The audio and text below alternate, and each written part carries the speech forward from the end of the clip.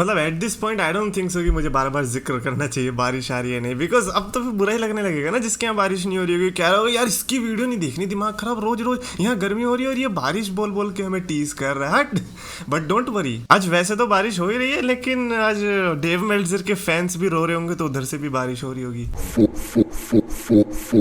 तो gas champions of the world में 3DX चेतन, अब मेल्जर वाली बात निकली है तो फिर मेल्जर वाली से ही शुरू कर लेते। बेसिकली अगर आपको पता होगा NXT की ईयो शिराय के बारे में, तो ईयो शिराय के बारे में मेल्जर ने ये बोल दिया कि ईयो शिराय तो अब निकल ही गई, समझ लो, मतलब वो WWE से एग्जिट ले ही चुकी हैं, वो किसी भी वक्त कहीं और देखने को मिल सकती है।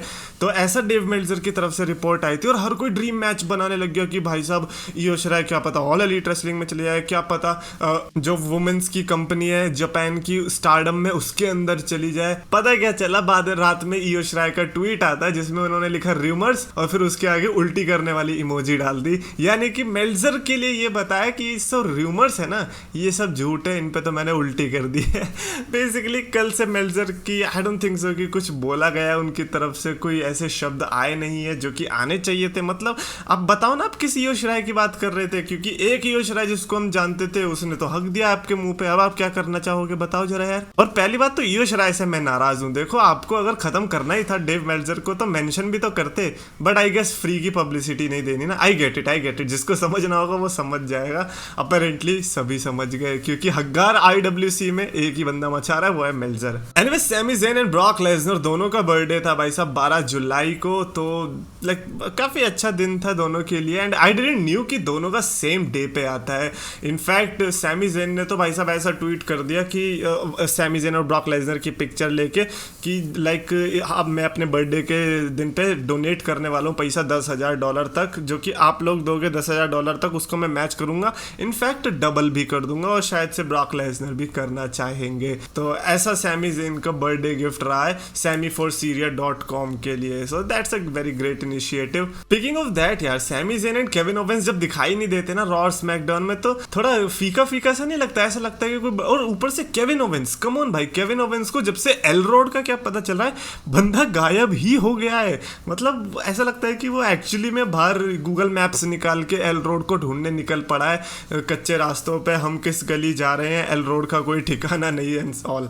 एनीवेज जॉन सीना के फैंस के लिए बड़ी खुशखबरी है, बिकॉज पीस मेकर नाम की जो उनकी सीरीज थी वो घुस चुकी है उसमें एमी नॉमिनेशन के लिए for outstanding stunt coordinator for a comedy series और variety programme. What, that's it. चलो कोई ना, एमी है भाई साहब, और अगर मिल भी गया तो भी भाई जॉन सीना को थोड़ी मिलेगा, स्टंट डायरेक्टर को मिलेगा। लेकिन एक ऐसा अवार्ड है जो कि 2019 में ESPN की जो ESPY, अभी क्या बोल रहा हूँ मैं, ESPN की जो SP अवार्ड्स होते हैं उसमें कैटेगरी में, जो स्पोर्ट्स की कैटेगरी होता है उसमें WWE को भी ऐड किया गया था 2019 के दौरान, जिसमें रोमन रेंस ने वो अवार्ड को जीता था अपना पहला वाला।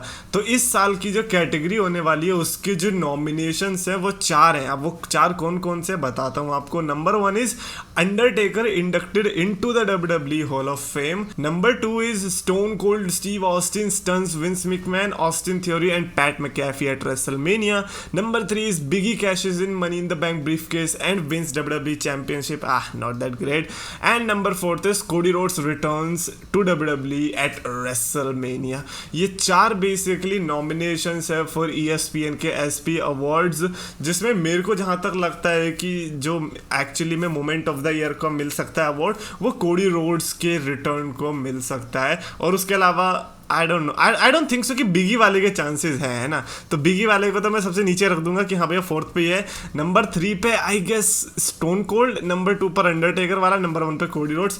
That's my predictions for that award. Of course वो तो आई गेस दिसंबर के आसपास आता है ना कि कौन जीतने वाला है, तो खैर तभी पता चलेगी वो। अच्छा, द ग्रेट खली के बारे में भी कुछ हुआ था। द ग्रेट खली को रिसेंटली लाइक जब जा रहे थे रोड पे, तो वहाँ पे टोल पे जब रुकते हैं तो किसी फैन ने अपेरेंटली फोटो खिंचवाने के लिए उनसे बोला था, जिसके बाद वो बाहर निकले और आई डोंट नो कुछ बहस करने लग गए, बहुत चीज़ें हुई जिसमें खली जो है अपना फिजिकली अपनी बॉडी को यूज़ करते दिखाई दिए थे, जिसके बाद काफ़ी ट्रोल भी सामना करना पड़ा था। बट उसके बाद ही इंस्टाग्राम पे द ग्रेट खली ने अपनी साइड की स्टोरी डाली। उन्होंने बोला कि हेलो फ्रेंड्स, यस्टरडे मैं करनाल के टोल टैक्स में गया था, तो वहाँ के जो एम्प्लॉय थे उन्होंने मेरी गाड़ी को रोकी और सेल्फी लेने के लिए मुझसे मिसबिहेव किया। जब मैंने सेल्फी के लिए मना किया तो उन्होंने रेसिस्ट कमेंट पास करे और काफ़ी गंदे गंदे शब्दों का यूज़ किया। मैं सिर्फ यही कहना चाहता था, थैंक यू, ऐसा द ग्रेट खली ने कहा।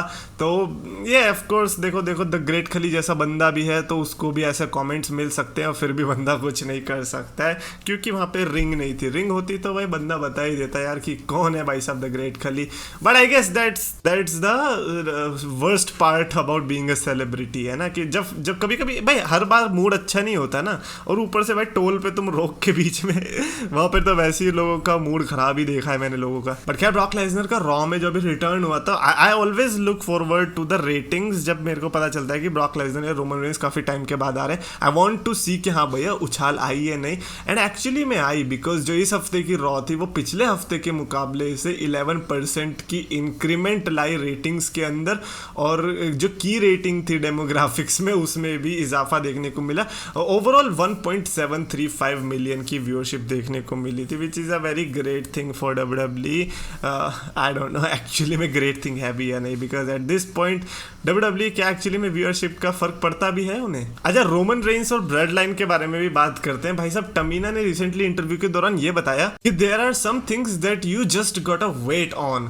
तो और ये कब बोला? जब रायन सेटिन ने उनसे पूछा कि क्या टमीना जो है वो ज्वाइन कर सकती है ब्लड लाइन को, और अगर कर सकती है तो फिर अभी तक वो ब्लड लाइन में क्यों नहीं ज्वाइन की। तब उन्होंने ये चीज कही कि देखो यार, कुछ चीजों के लिए आपको थोड़ा वेट करना होता है। कितना वेट करें हम? नियोमी निकल चुकी है, ब्लड लाइन ऑलमोस्ट टूटने के टाइम पे आ चुकी है, क्योंकि 2 साल से ज्यादा हो चुका है। अब इतना टाइम तक थोड़ी रहेगी। कब आने का इरादा है आपका? है तब तक तो सीएम पंक की WWE के अंदर आ जाएगा। इतना लेट थोड़ी चलेगी दुनिया भाई साहब कि आपके कहने से चलेगी। अगर आना है तो भाई साहब अभी आ जाओ। ऊपर से रोमन रेंस को धमकी वमकी भी मिल रही है लेसी एवंस की तरफ से, तो देख लो उधर ठोक पाओ। तो मैं तो ये कहूंगा कि समर स्लैम बहुत अच्छा टाइम हो सकता है इन सब चीजों के लिए। एंड फाइनली लोगन पॉल ने भी अपने इम्पल्सिव पॉडकास्ट में WWE से रिलेटेड अपनी चीजें बताई। उन्होंने बताया कि क्यों उन्होंने साइन किया है, क्या क्या एक्सपेक्टेशंस है। उन्होंने सबसे पहला रीजन बताया पैशन। उन्होंने बताया कि जब उन्होंने रेसलमेनिया की थी उन्हें बहुत मजा आया, उनके फ्रेंड्स को बहुत मजा आया। हर बंदा हंस रहा था, उधर हंस रहा था मतलब खुश था ना, स्माइल कर रहा था। It was awesome. और मैं जब अपनी क्लिप्स को देख रहा था मेरे को यकीन ही नहीं हो रहा था कि वो बंदा मैं हूँ, वो जो बड़े बड़े जंप्स ले रहा था वो मैं हूँ।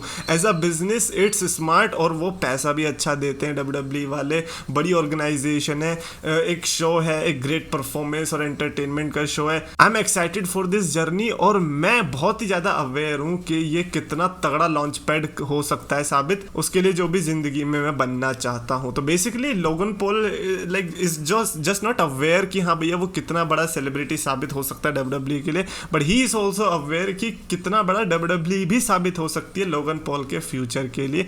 सो वो मेरे को देखकर अच्छा लगा, क्योंकि अगर डबल साइडेड रहेगा तो ही लोगन पॉल भी अपनी तरफ से ज्यादा एफर्ट डालने की कोशिश करेंगे। I am definitely looking forward to the Logan Paul and Miz का मैच। हाउएवर अगर ये टैग टीम में भी बदलता है, क्योंकि जहां तक मेरे को लग रहा है कि ये Logan Paul and AJ Styles versus Tommaso Ciampa and the Miz के बीच भी मैच देखने को मिल सकता है एज टैग टीम, तो ये भी हो सकता है। बट हाँ, अभी के लिए तो अगर सिंगल्स मैच भी होता है देखने वाली बात होगी कि मिज कैसे कैरी करने वाले हैं। Anyways that's it for this video. Definitely आप कमेंट्स में भी लिखकर बताना, do you want Roman Reigns की ब्लड लाइन में टमीना को ज्वाइन होते देखना, या फिर आपके दिमाग में कोई और ही है, नेओमी चलेगी आपके लिए।